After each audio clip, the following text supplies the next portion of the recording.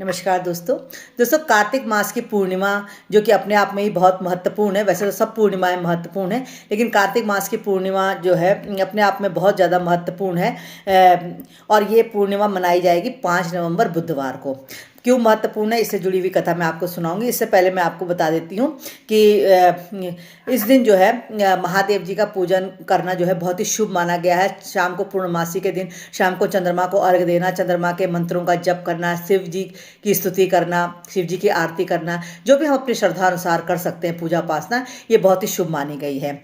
और इस दिन जो है नदियों में स्नान करना भी बहुत ही पुण्यदायी माना गया है। कार्तिक पूर्णिमा के दिन और कार्तिक पूर्णिमा के दिन जो है स्नान का जो मुहूर्त निकल रहा है वो ब्रह्म मुहूर्त में सुबह 4:52 से 5:44 के बीच में है। तो इस बीच अगर आपके आसपास गंगा नदी है और आप स्नान करते हैं तो गंगा नदी में स्नान करने जरूर जाइए, नहीं तो घर के पानी में ही आप गंगा जल डालकर स्नान कर सकते हैं। और दोस्तों, पूजन का जो मुहूर्त है शाम को प्रदोष काल के समय 5:15 से 7:50 शाम को, ये प्रदोष काल का समय है। इस समय हम जो है पूजा उपासना कर सकते हैं।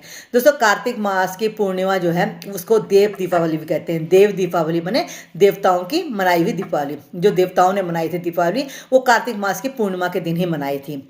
और इसका मुख्य कारण क्यों था, देवताओं ने क्यों मनाई थी, इसकी एक छोटी सी कथा है।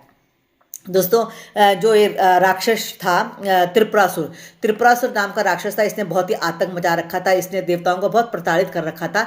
तो सभी देवी देवताओं ने जो है भोलेनाथ जी से प्रार्थना की कि इसका किसी तरह जो है हमें इसके प्रताड़ना से, इसके जो कष्टों से, जो हमें यातनाएं दे रहे, इससे बचाएं। तो इसके लिए भोलेनाथ जी ने कहा कि मैं उसका वध करूंगा। और कार्तिक मास की पूर्णिमा के दिन ही भोलेनाथ जी ने त्रिपुरासुर का वध किया था। और जब त्रिपुरासुर का वध किया जो है इस राक्षस का, तो इस दिन जो है देवता लोग बहुत हर्षित हुए, बहुत खुश हुए कि इसकी यातना से हमें कैसे मुक्ति मिल गई। तो देवताओं ने इस खुशी में जो है दीपावली मनाई थी, दिए वगैरह जलाए थे, दीपावली मनाई थी। इसीलिए जो है कार्तिक पूर्णिमा के दिन जो है दीपदान का बहुत ही अलग महत्व है। गंगा के किनारे अगर स्नान कर रहे हैं या स्नान नहीं भी कर रहे हैं, तो अगर आसपास गंगा नदी में आप जा रहे हैं तो आप वहाँ पर जो है दीपदान जरूर कीजिए। वैसे तो कहते हैं कि 14 दीप जलाने का विधान भी बताया गया है, लेकिन अगर आप एक दीप भी जला देंगे तो बहुत बड़ी बात है।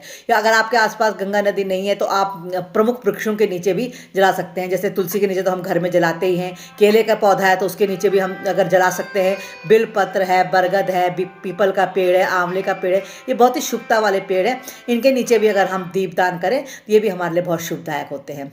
तो दोस्तों, इस तरह हम जो है कार्तिक पूर्णिमा का पर्व यानी कि देवताओं की जो दीपावली है, इस दिन हम महादेव जी की पूजा अर्चना कर अपने लिए जो है